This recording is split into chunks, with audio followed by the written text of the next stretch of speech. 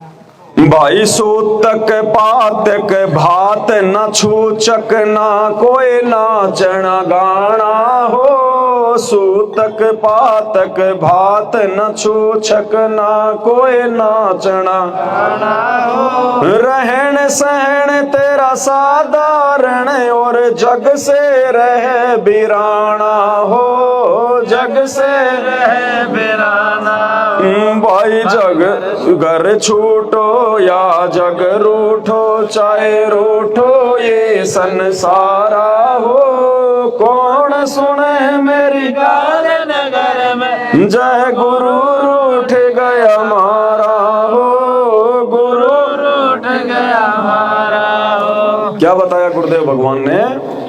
अगला नियम, सूतक पातक भात न छूचक ना कोई नाचना। परमात्मा कहते हैं कि साधु सोई जो सीधा चाले। भगत वही होता है जो जगत की बकवादों से हटकर अपने गुरु जी के नियम मर्यादा में रह के अपना सादा जीवन जिए, उससे परमात्मा प्रसन्न। अब जैसे कोई स्त्री है, शादी हो गई किसी की, ठीक है, अब वो लड़की अगर अपने पति के कहे अनुसार चलेगी तो वो उसको प्यार भी देगा, उसको सम्मान भी देगा। अब वो ब्याही तो आई अपने पति के, बात माने वो पड़ोसी की, तो वो पति उससे कभी भी प्रसन्न, घर में हमेशा झगड़ा ही। तो हमारी सगाई, हमारा रिश्ता हमारे गुरुदेव भगवान के साथ हो गया। हम आत्मा है, वो परमात्मा है, हम स्त्री हैं, वो पुरुष है। अब जैसे हमारे गुरुजी भगवान, हमारे पति परमेश्वर हमें आदेश देंगे, हम वैसा करेंगे तो वो सदा हमसे प्रसन्न रहेंगे। तो कहते हैं सूतक और पातक। परमात्मा ने सूतक बताया, जैसे घर में कोई लड़का लड़की हो गई, उस समय जो भी नियम क्रिया पूजा पाठ वो छठी वटी, तो मालिक कहते हैं हमने सूतक के समय किसी भी प्रकार का कोई भी आडंबर या पाखंड नहीं करना। बच्चा हो गया तो उसका संस्कार था, हो गया। अरे तुम भाई, इसमें तुम्हारा क्या इसमें योगदान है? अगर तुम्हारा योगदान है तो फिर भाई जिन घरों में बच्चे बांगे टेंडे पैदा हो रहे हैं, तुम उनको रोकते, फिर वो सही तरीके से उनको पैदा करवाते। तो जैसा उसका पिछला संस्कार था, उस आधार से उसको मनुष्य जन्म उसको मिल गया। अब मनुष्य जन्म मिलने के बाद तो उसने परमात्मा की भक्ति पे लगना चाहिए, भगवान की तरफ उसने जो है वो बढ़ना चाहिए। तो हमने किसी भी घर में या रिश्तेदारी में कोई बेटा या बेटी कोई पैदा होती है तो वहां आना जाना, उसके कपड़े लत्ते ले जाना, उसका छूचक छाचक भरना, उसका पेज पीढ़िया भरना, ये हमने बिल्कुल भी कुछ नहीं करना। ना कोई छठी की रात मनानी, ना गांव वालों को बैठा के हमने कोई ताशबाज खिलवानी है, और ना हमने जाना। मालिक कहते हैं बेटा जाया खुशी हुई बहुत बजाए थाड़। ये तो आना जाना लगा हुआ जू कीड़ी का नाड़। जैसे कीड़ी का नाड़ होता है, 20 कीड़ी आ रही है 20 कीड़ी जा रही है। तो परमात्मा कहते हैं बेटा ये तो सृष्टि का नियम है। दादा मर गया तो पोता पैदा हो गया, पोता मर गया मतलब फिर मतलब पोते ने जन्म ले लिया, वो बड़ा हुआ, फिर वो बूढ़ा हो गया, वो मरेगा, फिर उसके पोता पोती होंगे पैदा। ये तो आना जाना लगा हुआ है। तो हमने इस चक्कर में नहीं पड़ना, हमने तो इस चक्कर को समाप्त करना है। तो समाज की देखा देखी हमने बिल्कुल नहीं करना, अन्यथा परमात्मा का नियम टूटेगा, चाहे उसका कोई नुकसान है या नहीं है। अब कोई ये कहे कि यार क्या दिक्कत है भाई, उसका लड़का हुआ है, अच्छी बात है, खुशी की बात है, तो हमने कब कहा कि भाई ये दुख की बात है? तो फिर क्या दिक्कत है? फिर उसके अगर छठी की रात मन रही है, लोग वहां जाके ताश वाश खेल रहे हैं, तो फिर इसमें क्या दिक्कत है? अरे दिक्कत बहुत है भाई, जब ज्ञान समझ में आएगा तब पता चलेगा क्या दिक्कत है। सबसे बड़ी दिक्कत तो ये, आपने यदि अपने गुरुजी का वचन जो है तोड़ दिया, यानी गुरुजी ने आपको कोई नियम जो है वो बता दिया कि बेटा तूने ये नहीं करना, तो भक्ति मार्ग में नहीं करना। भले हमें उसका कोई लाभ मिले या कोई नुकसान मिले, हमें पता है या नहीं पता है, हम तो बालक हैं, हमने नहीं करना। अब कोई आदमी किसी रास्ते से आ रहा है और उधर कोई आदमी जा रहा है और वो कहते भाई तू उधर मत जाना रे। अब वो कहते भाई क्यों नहीं जाना? अरे मैं कह रहा हूं ना नहीं जाना, क्यों नहीं जाना? अब फिर भी अगर वो चला जाता है तो वो आदमी क्या पता उधर कोई सांप देख के आया हो, उधर कोई मतलब भेड़िया देख के आया हो, और वो समझाने के बाद भी चला गया तो उसको क्या पता वो खा जाए, उसको काट जाए। तो हमने संकेतों को समझना चाहिए कि उसका क्या फायदा जो मना करेगा। भाई उसका मेरा क्या लेन देन है, वो क्यों मना कर रहा है, जरूर कोई न कोई बात है। तो इसी प्रकार सतगुरुदेव भगवान जो होते हैं वो अंतर्यामी है, आगे पीछे की हमारे सब कुछ वो जानने वाले हैं कि भाई कौन सी बात में हमारी भलाई है और कौन सी बात में हमारा जमल के नुकसान होगा। तो हमने संतों की बात को मान लेना चाहिए। तो हमने किसी भी सूतक और पातक में सहयोग तो सूतक तो हो गया जैसे जब इंसान का जो होता है जन्म, जो भी उसकी जो क्रियाक्रम होता है उसको कहते हैं सूतक। और पातक का मतलब गुरुजी ने बताया जब इंसान की जब मृत्यु होती है उस समय जो क्रियाकांड किया जाता है उसको कहते हैं पातक। तो सूतक और पातक में हमने किसी भी प्रकार का कोई भी सहयोग नहीं करना है। सूतक पातक भात न छूचक, अब ये परंपराएं पड़ी हुई हैं। सिर का दर्द,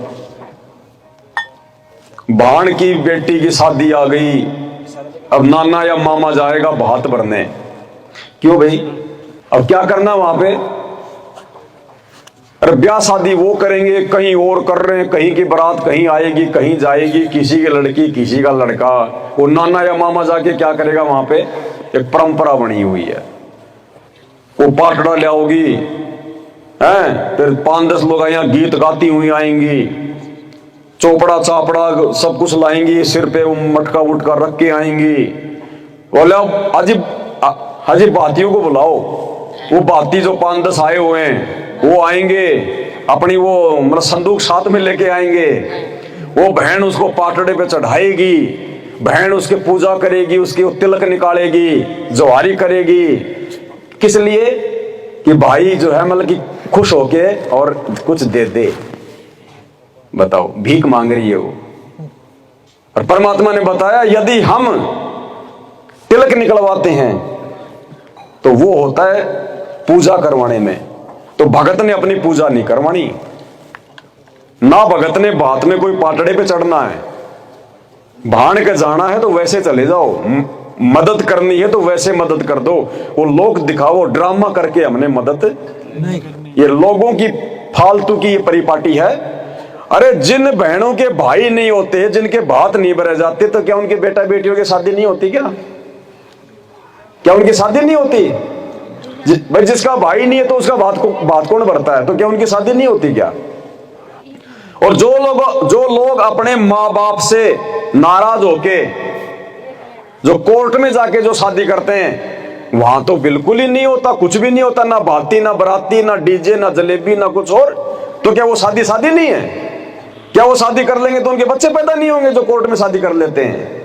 ये दिखावा ड्रामा, ये पैसे वाले लोगों ने ड्रामे शुरू किए। परमात्मा कहते रहे मूर्खो, एक तरफ तो तुम कहते हो कि ब्रह्मा विष्णु महेश हमारे भगवान हमारे देवता, तो ब्रह्मा विष्णु महेश की भी तो शादी हुई थी। ब्रह्मा जी ने सावित्री से शादी की, विष्णु जी ने लक्ष्मी से और शंकर जी ने जो है पार्वती से। अरे उनका इतिहास तो उठा के देखो, देवी पुराण है, श्रीमद देवी भागवत पुराण है। जब ब्रह्मा विष्णु महेश की शादी उनकी माता दुर्गा जी ने करी समुद्र मंथन के दौरान, अरे तो बताओ कौन भाती था, कौन बराती था, कौन डीजे बजा रहा था, कौन हलवाई आया था, कौन जलेबी तार रहा था? बताओ क्या था? कुछ भी तो नहीं था। समुद्र मंथन में 3 लड़कियां निकाली, सबसे बड़ी दे दी ब्रह्मा जी को, जा बेटा अपना घर बसा। बीच वाली दे दी विष्णु जी को, जा बेटा अपना घर बसा। सबसे छोटी वाली दे दी शंकर जी को, जा बेटा अपना घर बसा। अरे जब हमारे भगवानों ने कोई ड्रामे नहीं किए तो फिर हम क्या ड्रामे कर रहे हैं? लेकिन हमने क्या किया, समाज में जो पैसे वाले लोग थे, जो धनी लोग थे, उन्होंने अपनी इज्जत के लिए कि दुनिया देखेगी तो मेरे बारे में वाह वाह करेगी, वाह जी क्या आदमी, अरे साहब उसने तो 20 प्रकार की रसोई बनाई, अरे साहब उसने तो काजू कतली बादाम कतली फलाना दिखना, अपने नाम के लिए, क्योंकि पैसा तो है ही उसके पास में, दुनिया का वो लूटा हुआ 2 के 4 कमाए हुए, वो पैसा वो वहां बर्बाद करेगा दुनिया की झूठी वाह वाही के लिए। अब आप और हमारा जैसा गरीब आदमी उस शादी में जाएगा और 20 प्रकार के पकवान देखेगा और छोरा छोरी के कपड़े, लाइट, डेकोरेशन, टेंट हाउस है। और जब उसके बेटा बेटी की शादी आएगी तो बेटा बेटी ने भी तो ड्रामे देखे हैं ना, उनकी भी आत्मा चाहेगी कि हमारे लिए भी हमारा बाप कुछ ऐसा करे। अब वो बाप क्या करेगा, ज्यादा नहीं तो थोड़ा करेगा, देखा देखी। खुद के पास पैसे नहीं है तो जमीन गिरवी रखेगा, किसी से लोन लेगा, उधार पैसे लेगा, है देखा देखी में, लोक लाज में 20 प्रकार का पकवान करेगा और सारा जिंदगी बैल और गधे की कमा कमा के वो किस्तें भरता रहेगा। अब बताओ क्या फायदा? तो मालिक कहते हैं 2 आत्माओं का संस्कार भगवान ने मां के पेट में जोड़ रखा है। अरे जिन बच्चों के माता पिता उनको जन्म देते मर जाते हैं तो क्या उनकी शादियां नहीं होती क्या? वो संस्कार भगवान ने जोड़ रखा होता है उनका ब्याह शादी का, वो समय आने पे होगा। जिनके माँ बाप नहीं उनका भी होगा, जो कोर्ट में शादी करते हैं उनका भी हो जाता है।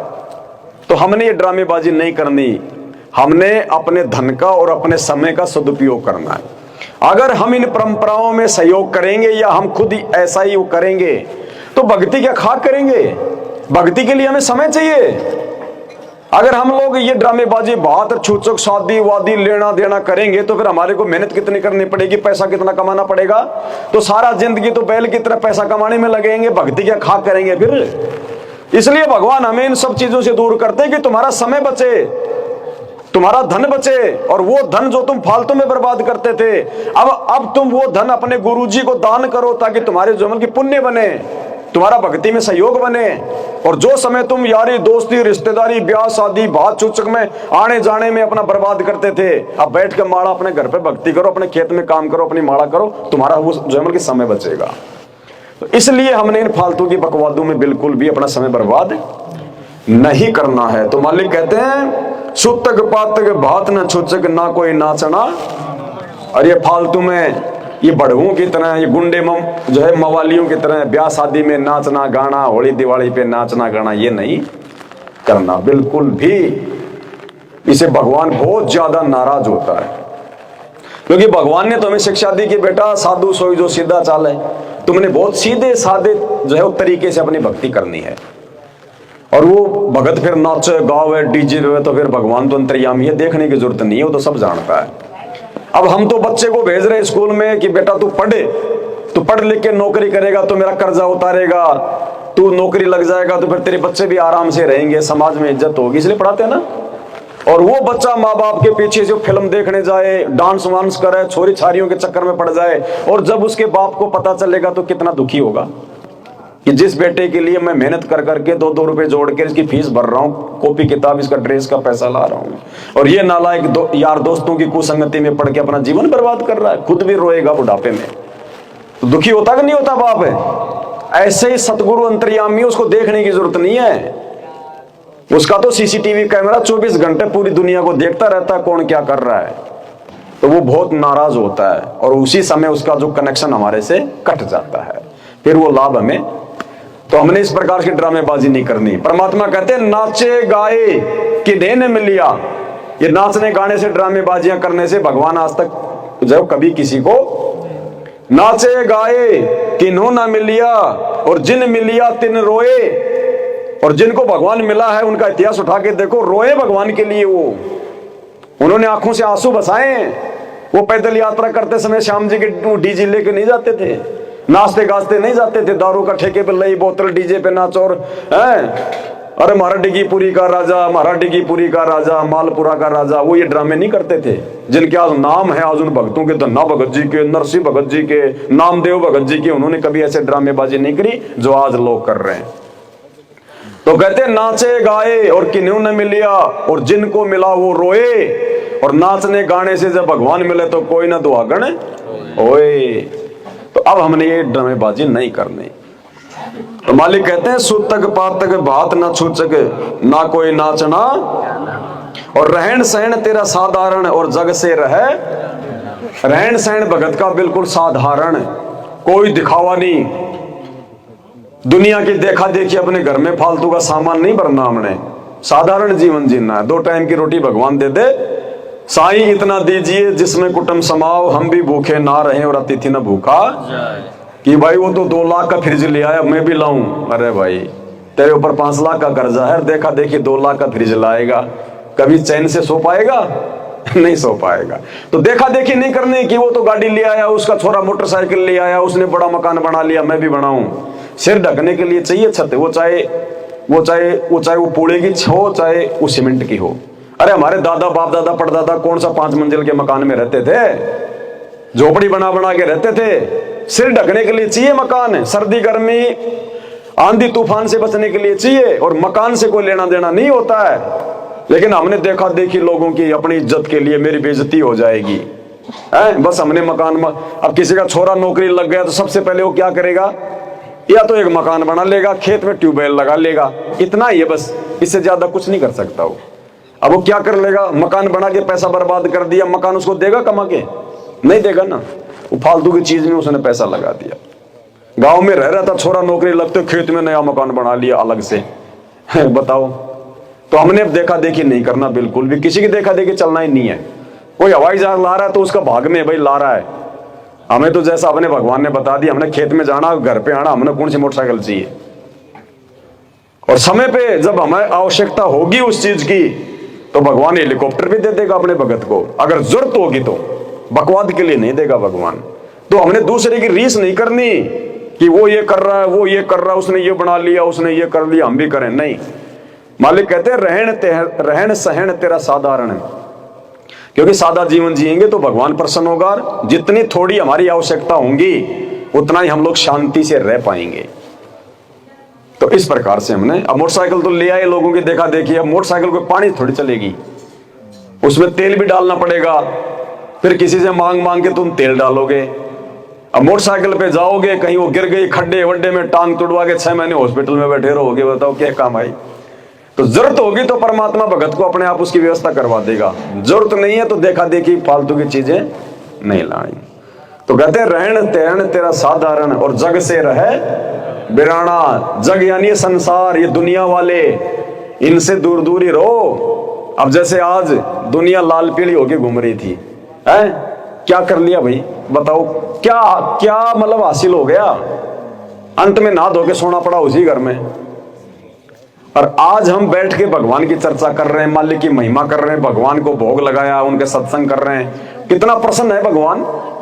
जब वो आपत्ति और विपत्ति का समय आएगा तो भगवान उनकी रक्षा करेगा, उनके साथ रहेगा पल पल। जो आज इन फालतू के चोचलों से दूर होकर भगवान को जोमल के प्रसन्न कर रहे हैं और आज ये लाल पीले मुंह करके घूम रहे हैं ना, ये देखना यूं भगेंगे कभी इधर कभी उधर, एक एक दाने के लिए। क्योंकि परमात्मा कहते हैं कि भैया दुख में सुमरण सब करे और सुख में करे न कोई। आज ये खुशी का दिन था, आज ये सुख का दिन है। और उस सुख के दिन को दुनिया वाले तो लाल पीले होके फालतू में शराब बीड़ी खा के मुर्गा बकरा काट के लाल पीले होके दुनिया को अपने घूम रहे हैं। और आज हम भगवान की चर्चा कर रहे हैं, परमात्मा को याद कर रहे हैं। तो कहते हैं दुख में सुमरण सब करे और सुख में करे ना। जब दुख आएगा, जब तो ये दुनिया वाले भगवान याद करेंगे, भगवान हे परमात्मा, हे बालाजी, हे फलाजी। कहते दुख में तो सुमरण सब करे और सुख में करे ना कोई। आज सुख में आप और हम कर रहे हैं सुमरण। हम जितने भी संत रामपाल जी के भगत हैं, आज हम सुख में सुमरण कर रहे हैं। और ये सुख में दुनिया वाले क्या कर रहे हैं, बकवाद है। तो कहते हैं सुख में सुमरण कोई न करे और दुख में करे फरियाद। कहे कबीर उस भगत की फिर कौन सुने फरियाद। जब उस पर आपत्ति आवेगी तो फिर भगवान नहीं सुनेगा। फिर सुख में तो तू मौज मस्ती और दुख में तने भगवान याद आवे, फिर भगवान नहीं सुनता। फिर तो भगवान उस समय उनकी सुनेगा जो आज सुख में भी भगवान को याद कर रहे हैं, सुख में जो भगवान को भूलते नहीं है। तो ये काम पूरी धरती पर केवल संत रामपाल जी के ही भगत कर रहे हैं। तो आने वाले समय में जो युग परिवर्तन का समय 2028, जब दुनिया में त्राहिमाम मचेगा आगामी 3 वर्षों में, उस समय उस आपत्ति के समय में संत रामपाल जी के भगत ऐसे रहेंगे। बिल्कुल परमात्मा आपत्ति नहीं आने देगा। काल और काल के दूतों को किसी भी परेशानी को भक्तों के घर के आसपास भी नहीं फटकने देगा। और दुनिया वाले हाय तौबा, हाय मर गया यूं करते हुए हंडेंगे। तब हमें एहसास होगा कि हाँ, भगवान का एक एक वचन सत्य है।